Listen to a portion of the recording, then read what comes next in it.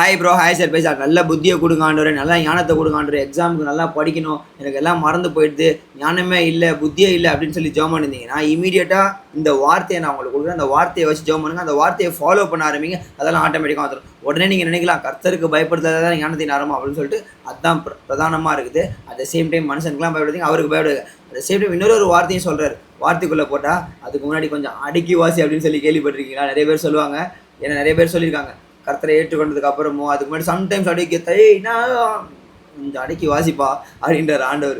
வார்த்தைகள் ஆண்டவர் அப்படி சொல்கிறார் அப்படின்னா நம்ம ஸ்லாங்கில் நான் சொல்கிறேன், ஆனால் அவர் ஸ்லாங்கில் அவர் ரொம்ப அழகாக அருமையாக சொல்லியிருக்காரு. அதிக ஞானவானாகிய சாலமோன் எழுதின நீதிமொழிகள் பொறுத்தவரைக்கும் 10ஆம் அதிகாரம் 19ஆம் வசனத்தில் சொற்களின் மிகுதியால் பாவம் இல்லாமல் போகாது, தன் உதடுகளை அடக்கிறவனோ புத்திமான். அவ்வளோதான், பேசவே பேசாதன்றார்.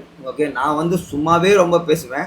ஓகே, ஆண்டோடைய வார்த்தையை பேசுறது சொல்ல மீதியான காரியங்கள்லையுமே இப்போ ஆண்டு சொல்கிற தம்பி கொஞ்சம் ப்ளீஸ், ஓகே, எங்கே பேசணும் பேசக்கூடாது. ஆவியானவரான இப்போ நிறைய டீச் பண்ண ஆரம்பிச்சார். ஒருவேளை உங்களுக்கு நிறைய இடத்துல டீச் பண்ணியிருப்பார், இந்த இடத்துல இதை பேசாத, அந்த இடத்துல அதை பேசாத அப்படின்னு சொல்லிட்டு. ஆனாலும் கேட்டிருக்கவே மாட்டோம், அச்சு தள்ளியிருப்போம்.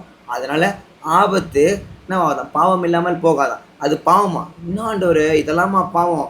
நீங்கள் தான் சொன்னீங்க இதை பண்ணாத அதை பண்ண, அதெல்லாம் விட்டோம்ல, விட்டு பரிசுத்தமாக ஆடுறோம்ல, இது கூட பாவமா? பாவம் தான். புத்திமான ஆக விடாதபடிக்கு பிசாசு உங்களை பாவமெல்லாம் ஆகிறதுக்கு சொற்களை நிறைய தேவையில்லாத பேசி, அதாவது வீண் வார்த்தை கணக்கொப்பிக்கணும்னு வேதத்தில் வார்த்தை இருக்குது, தெரியும் நினைக்கிறேன் உங்களுக்கு. ஸோ அதனால் வீணாக எதையுமே பேசாதீங்க, ஆண்டர்கிட்ட போய் பேசுங்க, ஆண்டர்கிட்ட பேசுங்க. அவர் உங்களை லைக் பண்ணுறாரு. நீங்கள் அங்கே பற்றி அந்த இடத்துல சொற்களை நீங்கள் எவ்வளோ வேணால் போடலாம், அது பாவமே கிடையாது, ஆசீர்வாதம் தான் வரும். ஆண்டர் கேட்டுனே இருப்பார், என் பிள்ளை இதை கேட்குது அதை கேட்குதுன்னு சொல்லி கேட்டுனே இருப்பார், அதை பண்ணுவார், தேவையில்லாம் உங்களுக்கு சொல்லி கொடுப்பாரு. Is good. ஓகே, ஸோ அதனால் ப்ளீஸ் தேவையில்லாமல் யாருக்கிட்டையும் பேசி பாவத்தை வாங்கிக்காதீங்க. அதனால் சொல்கிறேன், இப்போ புரியுதா? கொஞ்சம் அடக்கி வாசிங்க, ஆண்டவரோட கொஞ்சம் மேலே தூக்கி வாசிங்க, கர்த்தர் பெரிய காரியங்கள் செய்வார். நான் பேசுகிற ஸ்லாங் உங்களுக்கு புரியாமல் இருக்கலாம், கொஞ்சம் ஃபன்னாக இருக்கலாம், but this is reality. So please talk to God, is always waiting. Okay, நீங்கள் எப்படா என் போல வந்து என்கிட்ட பேசணும்னு வெயிட் பண்ணுவாங்க. ஆனால் எப்படா காலலாம் உங்கள் கேர்ள் ஃப்ரெண்ட் கிட்டே பேசலாம், பாய் ஃப்ரெண்ட் கிட்டே பேசலாம், அங்கே பேசலாம், இங்கே பேசலாம், இதை பேசலாம், அதை பேசலாம். எதை பேசுறதுக்கு முன்னாடி ஆண்டுகிட்ட பேசுங்க, ஆண்டுகிட்ட அதிகமாக பேசுங்க, மக்கள்கிட்ட கம்மியாக பேசுங்க, புத்திமானாக மாறுங்க.